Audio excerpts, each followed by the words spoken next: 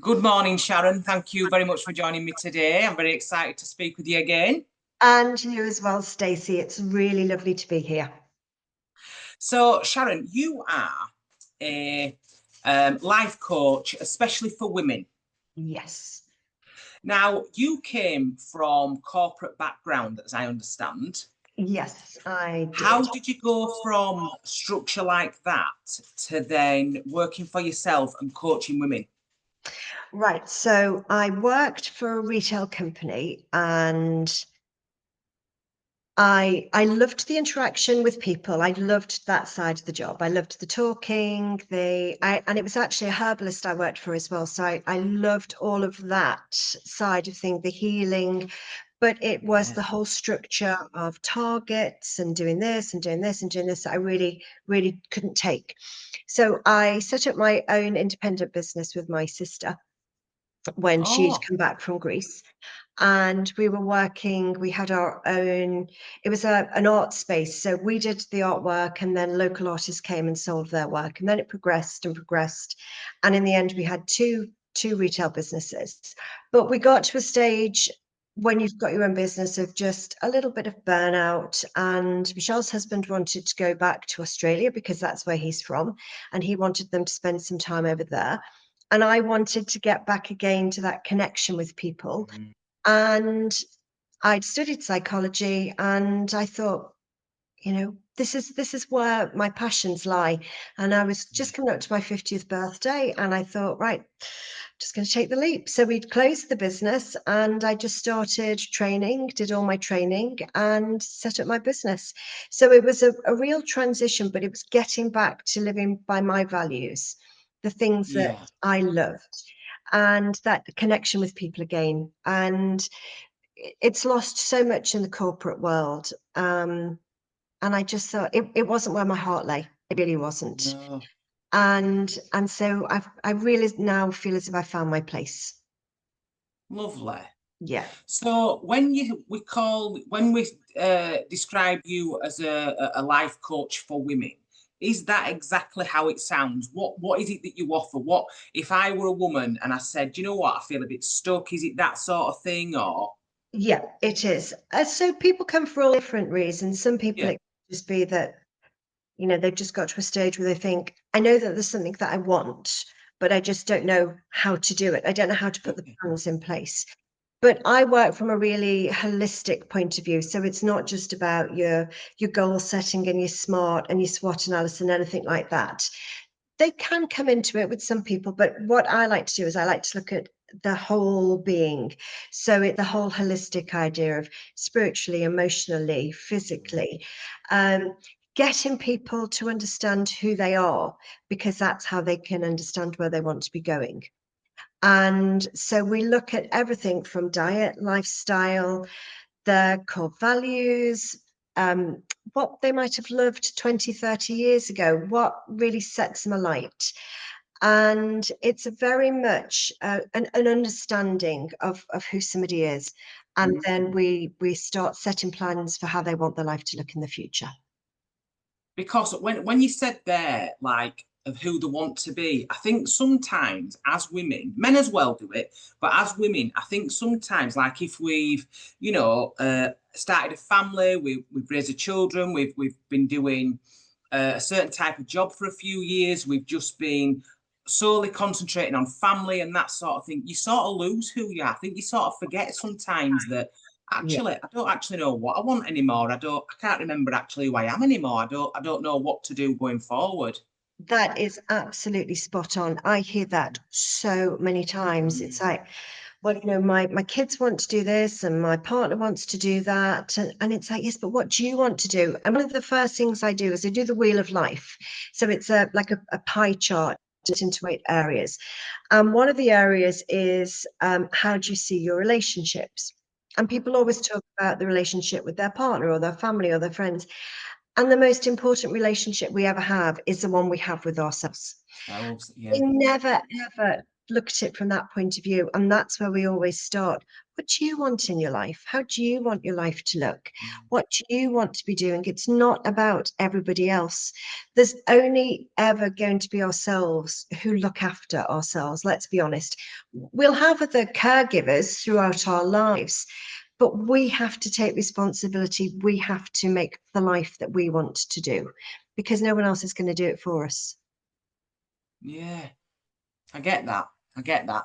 I noticed that saying a little while ago. It came up on social media or something like that, and it said that we are with ourselves for the longest amount of time. Why don't we pay enough attention to ourselves, as you know, as Yes. much as what we pay to everybody else? And it's true. Yeah, it Um, is. so do you women must so do you do like so many sessions, or is it you tailor it to each person, or Yeah. So most women will book for a minimum of a month. And in that time, so we'll spend the first session really getting them to understand what they actually want from their coaching. It's all about them. I'm just here to facilitate their journey through it. So we'll look at what they want to do, what areas they want to work on, and then I'll tailor everything in a bespoke fashion, because we're all different. And although yeah, we all have the same issues in certain parts of our life, no two people will approach something from the same no, way. So I like to tailor every session individually. So I say it's not just a stock and coaching me, look at this, and this. Because sometimes in the first session, women, they haven't got a clue what they want. They just mm, know that there's something different that they want from their life. So I just love to just sit and chat and get the feel of who they are, listen to what they're saying, pick up on certain things as going along, and then say, right, how does this sound to you? And then if 2 or 3 weeks in we change it slightly, that's great, because that just shows they're starting to understand what they want, and then they can go in a different direction. it must be a great achievement for you when you're talking there. I feel like there's a lot of there's a lot of obviously time and care and passion goes into it from you. So it must be, as you see women start to achieve what they want, you can see the life changing, they can see the life changing. It must be really rewarding for you seeing that you've helped, not that you've done it, because obviously people Yeah. have to do it themselves, but you've actually facilitated, you've shown them, given them the tools to do it with. Yeah, I absolutely love it. Mm, Sometimes you're almost brought to tears at the end of sessions, because you see women finally getting it, finally yeah. feeling happy, finally having that direction. And although, as you say, I haven't done the work, all I've done is been there to give the support, the accountability, the tools that they need. But it is just, it's so rewarding. And when I think back to being in retail and working for a big company and you having to hit targets, that pales into insignificance when Mm, somebody finally says, do you know what, I'm happy, and I know yeah. what I need to be doing now. There is no greater feeling in the world, to be honest, than actually being able to help somebody discover what they want out of their life. It Do is, you it's think just, then, yeah, do you think then that's reflected within your own growth? yes, I mean, it's amazing how little by little I've found myself changing, because I see it in other people and I think, oh, actually, I want to do that now, and I want to do Yeah, that now. And we've yeah. obviously spoken about this. I need to be going in this direction or doing that. And you just suddenly get this urgency that you think, I just want to help so many people, because when you see the power of working with somebody on a really intimate one-to-one level and how it can change our life, you just want to do more of it and discover different tools and different techniques and different Mm, things that you can offer people. So my growth is constant with the people that I work with. mm. You see, it's like in the spiritual world where I am. Once you start doing one thing, and Annie Conboy described it best when she called it butterflying, and it's like, oh, now that sounds. I'm gonna have a go at that. Oh, oh, and that's really out there, so I'm going to do this. And sometimes it's like, I don't know how much more I can do. There's that much you could learn and that much growth to Yes. do. Um, Yeah. but I suppose sometimes it must become, it must be heavy on you sometimes.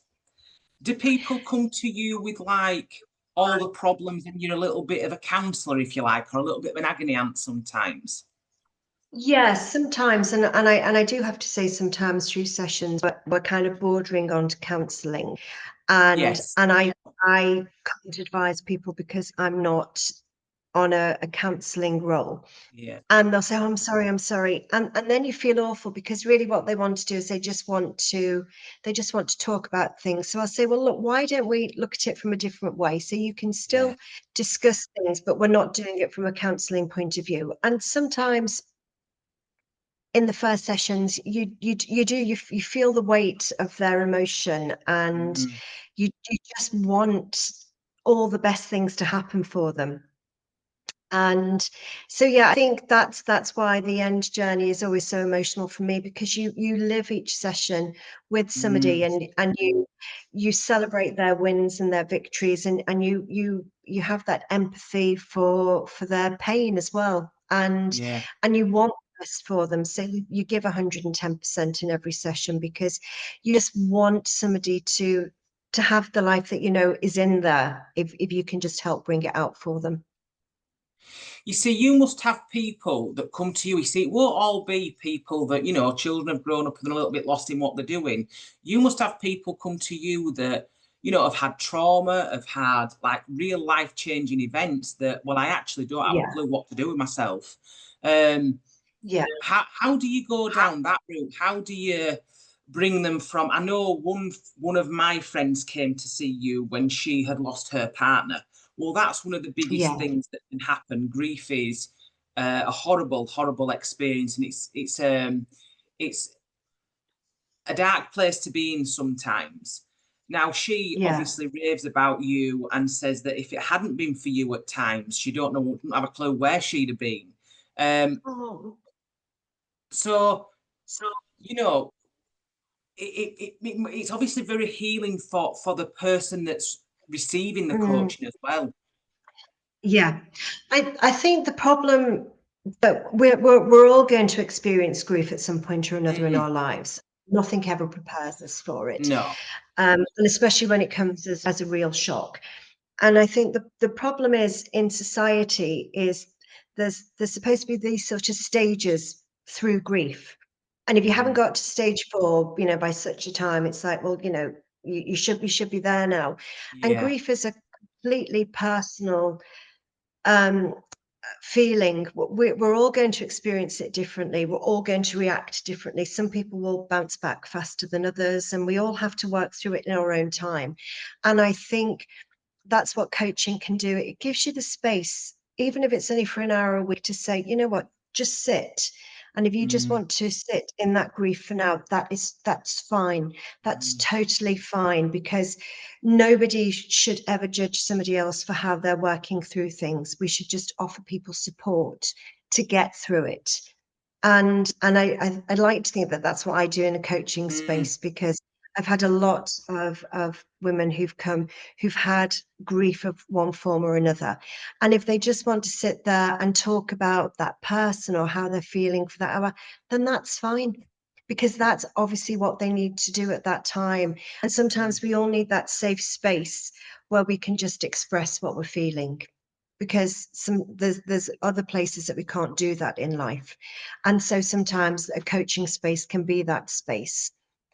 And that can be just as important as spending a whole session talking about tools for moving on, just having that space to really say how you feel.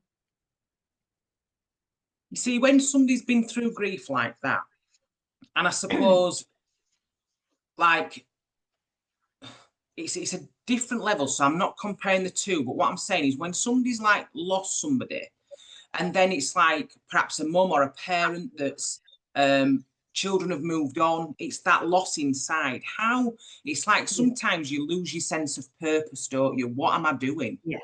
How do you Yeah. help somebody like get back in touch with that purpose that they've lost?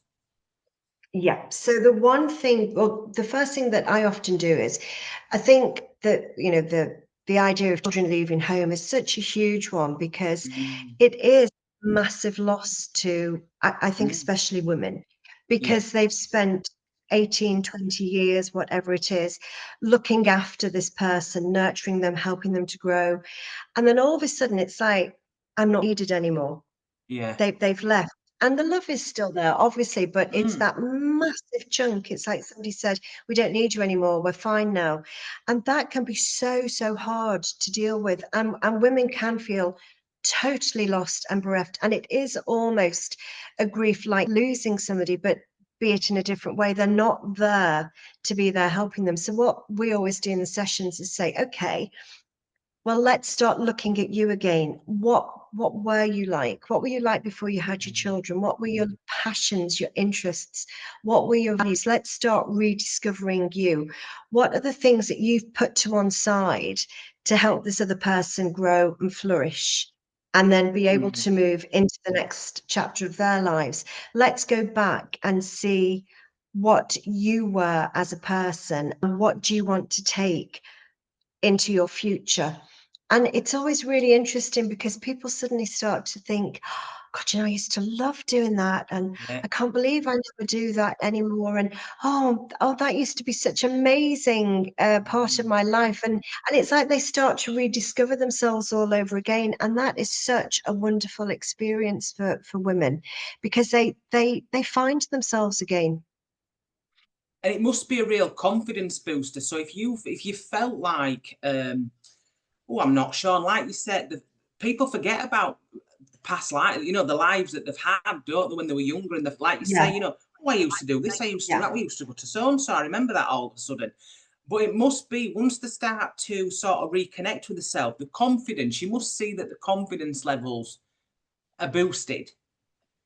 Yeah, yeah. I mean, you Yeah, can see it in sometimes it's the way they just appear on the screen. yeah. Um, Thinking about the outfits they're wearing, doing hair, doing makeup, and it might seem superficial on some level, but it can also be, look, I'm starting to take an interest in Mm, myself again. And the first way of doing that is to show people that I'm interested in myself again. Or it could be that their voice starts to get a little bit louder, or they'll mm, start to talk a bit more, or they'll ask more in-depth questions, or there's lots of really subtle signs sometimes that shows people's confidence, or they'll get really excited about something and say, "Oh, you won't believe what I did last week." mm, And it's this joy of, and it's so wonderful, but it's this joy of them finding themselves again and starting to live again for themselves. And and then that can help them have better relationships with their children because they're happy to let them go, because they think, well, you know, I've found this life for myself again. So in that respect, in that situation of grief, it can be a really wonderful thing. mm. Now, is there some ways? So I feel like there is point points of ourselves where we sort of self-sabotage. I feel like everybody does it. So like, is there something you would say to women, instead of doing this, do it this way, so that it's just a little bit of confidence booster every day? Or, you know, like we talk about talking positively about yourself, doing some affirmations, Yeah, that sort of thing. Is there something yeah. as a life coach that you would say women should be doing this all the time? Yeah, and that there are quite a lot of things because you're right, we do self-sabotage. Yeah. Um, I hear it all the time. Certainly in the first couple of sessions, well, I can't do that because, or I'm not very Mm, good at that. Just the language we use, first of all, is so, so important. It's kind of like the three P's: be positive, be personal, and be present. Think about yourself in a positive present tense. I'm amazing at this, or I'm not sure yet, but I'm going to try. Yeah. And the way you talk to yourself is so, so important. I mean, I always advocate that people do positive affirmations. And I know it's difficult when people first start. It can be really uncomfortable because we're not used to talking to ourselves in this way Mm. of, you're great at this, you look amazing, people really love you, whatever it might be.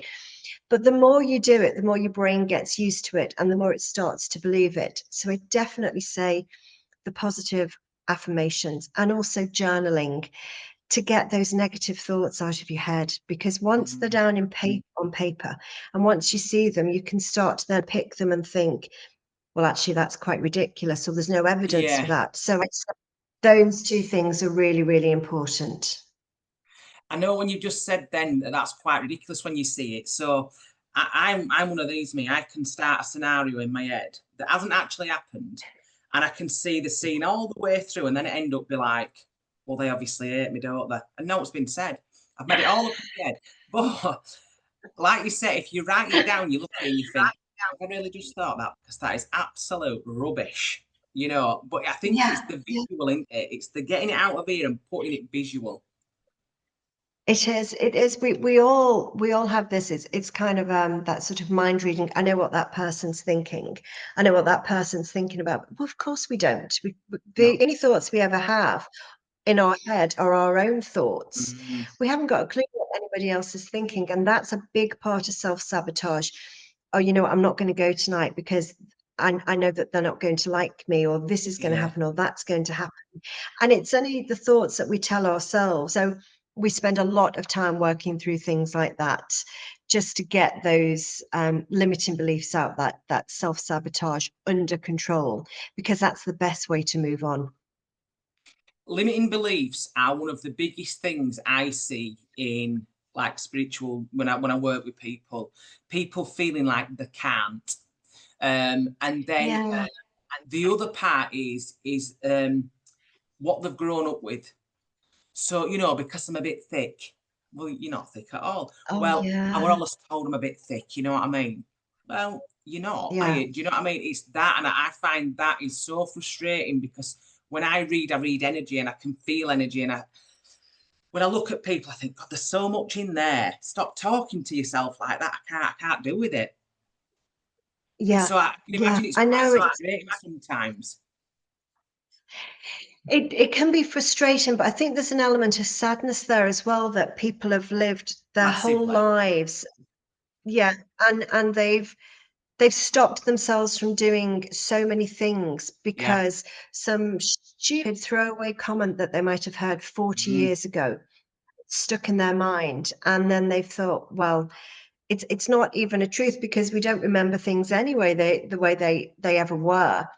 And so because of that, they just think, I can't do that, or I'll mm, be no good at that, or what's the point in even trying? And I think for me, sometimes it can be frustrating if people won't move on from that, they don't want to try. But yeah. most do, in fairness, they do want to get past it. But I think it's more, yeah, it's the sadness that so much of Mm, our lives we just don't live a proper life because we're so afraid of a belief that we're telling ourselves. yeah. Have you Yeah. got, without obviously naming any names, have you got one person's story that has really stuck with you from the time you started to now? I have. I have. I had a lady who came with me for one thing. We worked together for just coming on 4 months. Oh, she is just the most beautiful soul. And she came thinking she wanted one thing, and her journey was so huge that she completely changed her life. Did And she? at the end, she said, I didn't even realize when I started this journey who I was going to become at the end of it. And she just literally embraced it so much. She was trying new things. She wanted to experience so much. And it was just such an amazing journey to see, because she found spirituality, and she started going to sound baths, and she started embracing this whole new way of life. She even said to herself, I never thought, I would do this. And it was such an amazing journey to be on with her. And it was just so lovely to see the progress she made and how happy she was at the end of the Mm, sessions. It was just mm. wonderful. So do you find then that when people have come to you when they've spent however many sessions they needed, they might, like you said, they might have 4 sessions, they might have 10 sessions, whatever they have. Do people come back then for like top ups, if you will? So is it that I don't want to say they're cured because obviously we all have things that happen in our lives and sometimes we just need a bit of support, don't we? But do you find that people come for a while and then stop coming, or do they come back, or? Yeah, so quite often they'll have their initial session for something, and then it could be 6 months, 12 months, 18 months, and then they'll message and say, "Oh, I need to make this decision, and can I talk it through with you, Mm, or can I just one-off session and because I've done something and I want to make sure go through with you that it's the right thing." So sometimes it's completely different from what they first came to me with, but they just want to explore something else. So sometimes it's just that they think it's like they need maybe a little bit of a top up, or they want to go in a different direction. So it can be for any reason. And sometimes it's just even for a check-in to say, remember that thing that we were working on? Well, look how far I've come. And that's always really lovely to see as well. yeah, I suppose then in that time where they've not been with you, you'll be able to see a massive amount of progress. Yeah, yeah, absolutely. Yeah, they come back and sometimes they can be almost like a different person, which is so great to see because it shows then that the tools that they've had during the sessions they continue with, and then it just makes their lives bigger and bigger and bigger, Mm. and it makes them, more fulfilled and more purposeful in their lives as well. Right, now, so a little bit more personal then. So have you had a time in your Yes. life where you think, do you know what? I could have done with me as a bloody coach, actually. I've probably had loads, to be honest. Yeah, I think when before I started coaching, I actually had coaching to make sure it was Ah, what I wanted to do. yeah, I did do that. And I think, yeah, there's been lots of times, those times in life when you're at a crossroads. I think when I finished university, I could have done with a coach then rather than yeah. just jumping into something. And there was definitely that time when I left my retail job before I set up my own business. I probably could have done with a coach then as well, to be honest, Mhm. because sometimes you just need we all have these thoughts in our head, it's like we have a good person and a bad person on our shoulders saying do this, no, don't do that, and sometimes you just need the mediator to say no, this is really what you Yeah. should be doing, this is the direction. So yeah, I'd say there's probably about 4 or 5 occasions in my life, always when I've had big decisions to make, that I Mm, really could have done with having a coach to say, all right, let's talk it through, let's not listen to the limiting beliefs. Let's listen to what you think you can do. Because I think that's what coaching does for you. It's kind of like the good person on your shoulder saying you yeah. can do this, It's the this, you've support in got it. the Yeah. skill set in you. Yeah, yeah, that's it, definitely. So if any women are listening to this now and they think, do you know what? I could write do with some resources, or like, do you have any advice for like books or websites, or you think, do you know what? Every woman should be looking into this at least once. Yeah, I mean, there's loads and loads and loads of information out there. And sometimes that's a good thing, and sometimes it can be a bad thing because there's so much you kind of get lost Mm, in things. yeah. What's the I'd good ones and what say, isn't?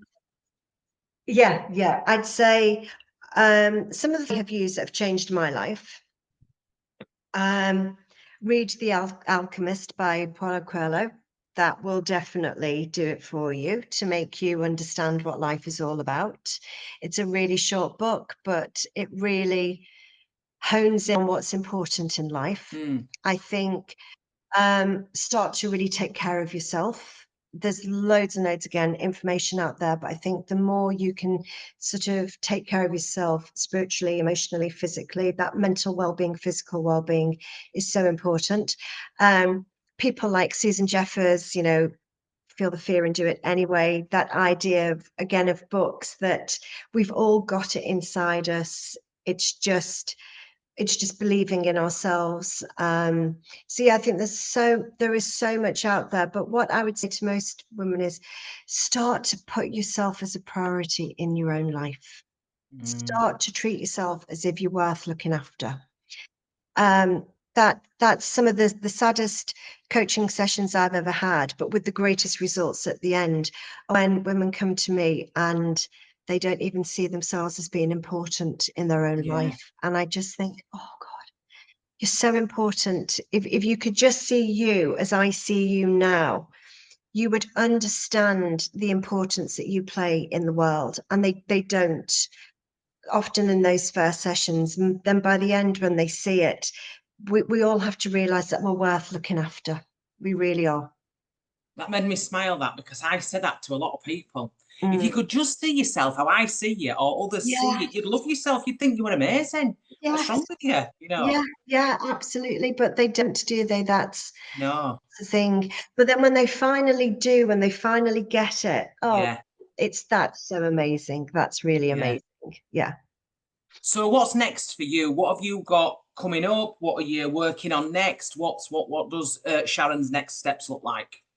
Well, so I'm still doing my one-on-one coaching, but Mhm. I am starting retreats, working Yes. with women, Yes. women's communities, Yeah. and just to get women to understand that life is there for them, that we can get rid of those limiting beliefs.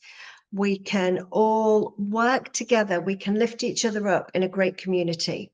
And so that's the next step. So starting in the autumn, it's working in groups of women, just holding retreat days where we can work on coaching tips and then have some nice self-care afterwards. And I'm working with a friend and we're going to be doing it together.